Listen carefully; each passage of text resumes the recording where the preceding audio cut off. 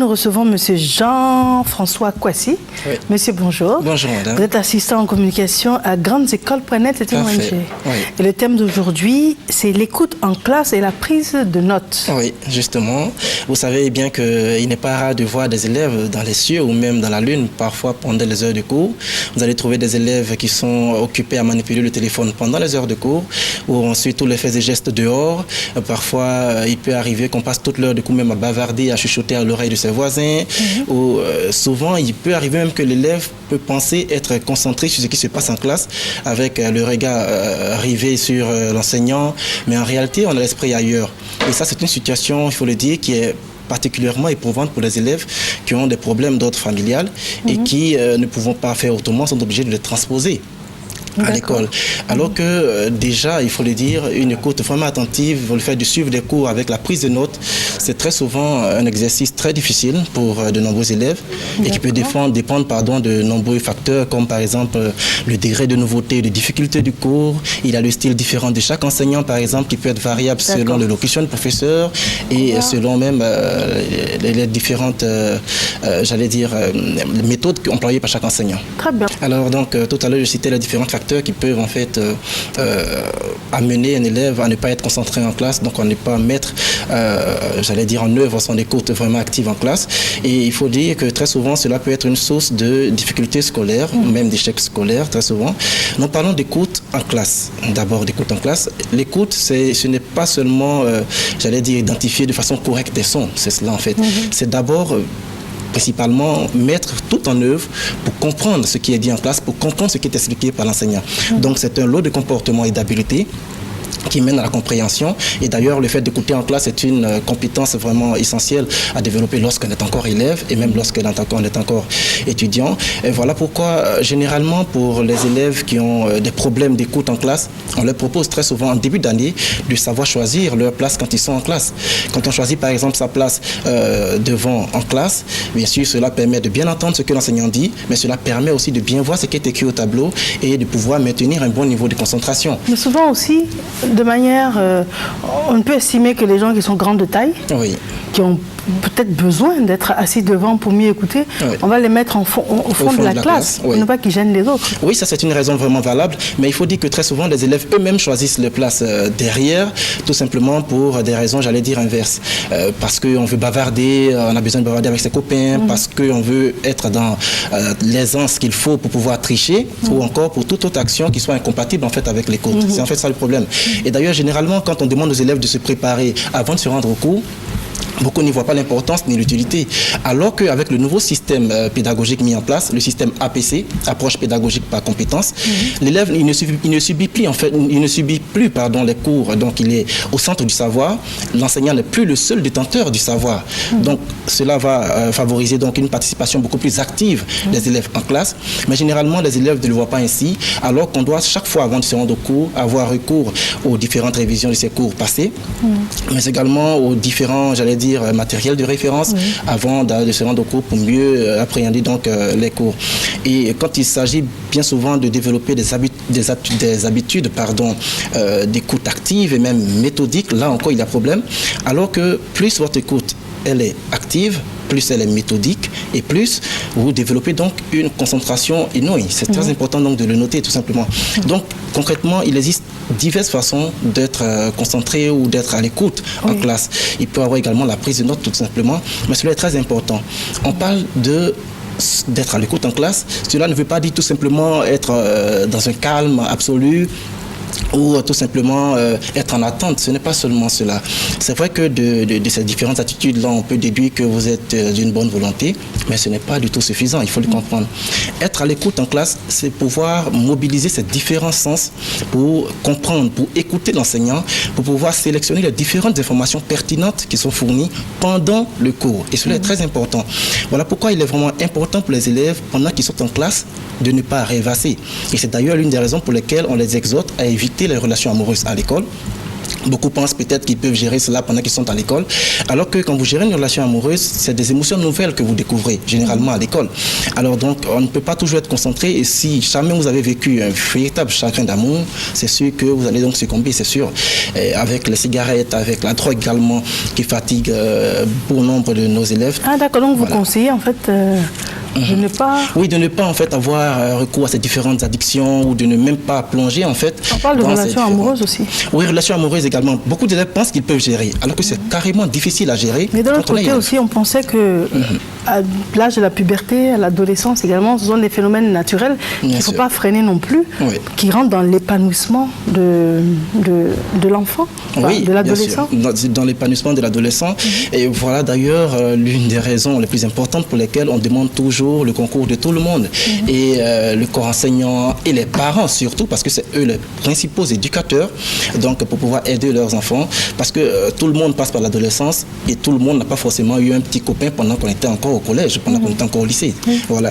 Donc c'est sûrement parce que certains parents ont pu trouver la solution qu'il fallait pour aider leurs enfants, bien sûr, à surmonter, j'allais dire, ces différentes envies d'avoir un petit copain ou d'avoir des relations amoureuses à l'école. Comment gérer ça? Parce que des fois le parent n'est pas au courant.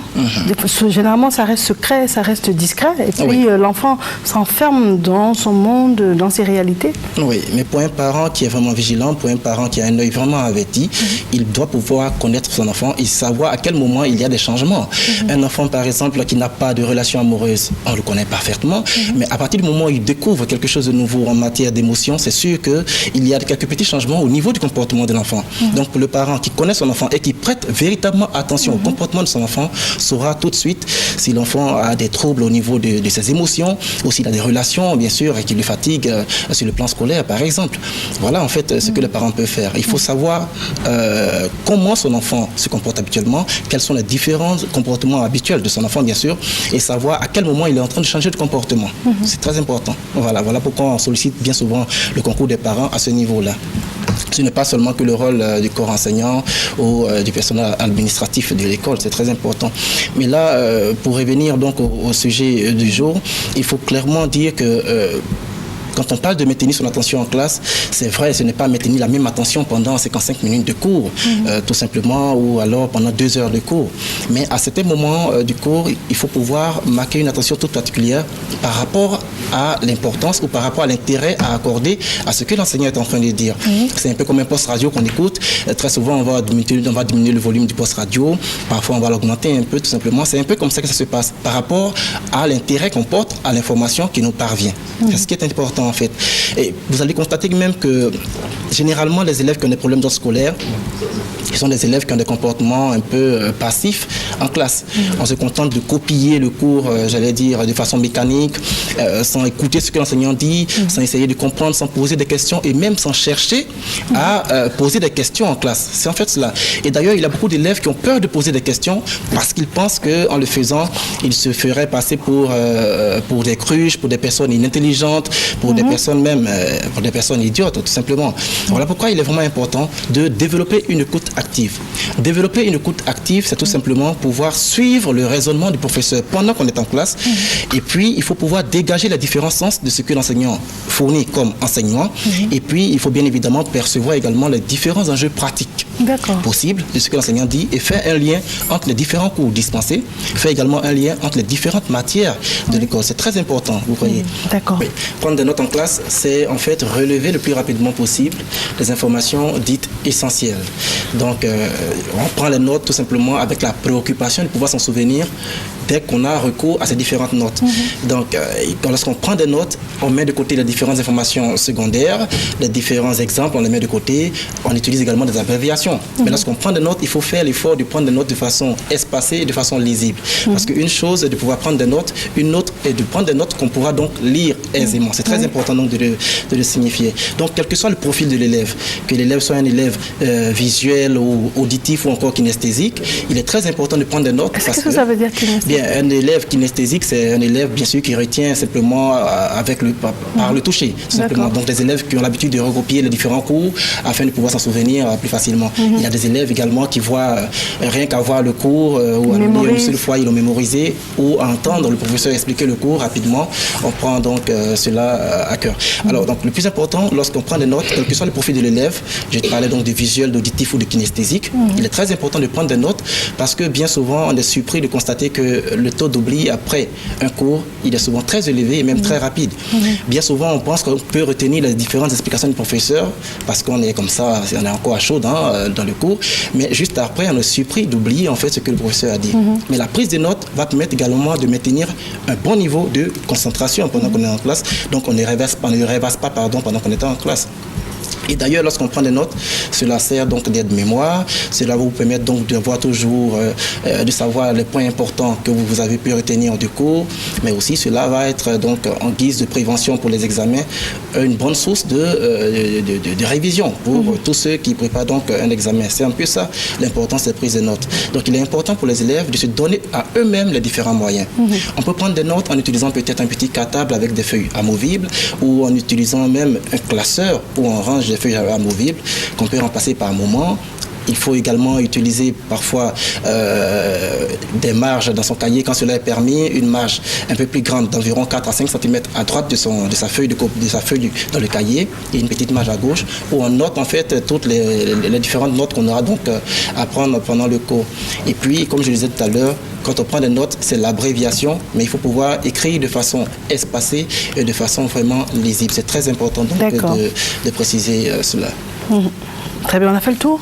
Oui, je pense qu'on a fait le tour. Mais le plus important pour les élèves, c'est de pouvoir prendre la responsabilité d'une bonne écoute, lorsqu'on se trouve en classe, parce qu'il peut y avoir différents obstacles pendant qu'on est en classe, c'est sûr.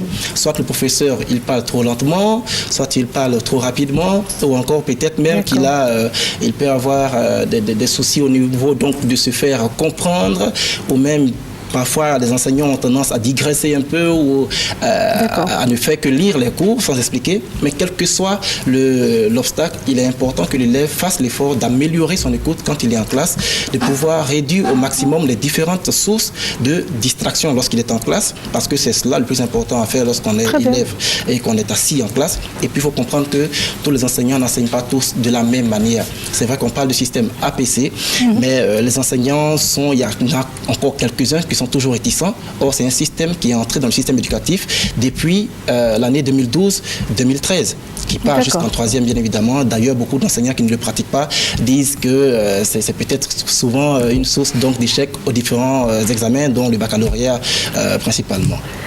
Très bien, on vous joint comment? Alors nous sommes au 22 01 47 46, le portable 77 39 49 59 et notre contact principal, j'oublie pas de le dire, www.grandesécoles.net. Monsieur Jean-François Kouassi, je vous remercie. Je vous en prie.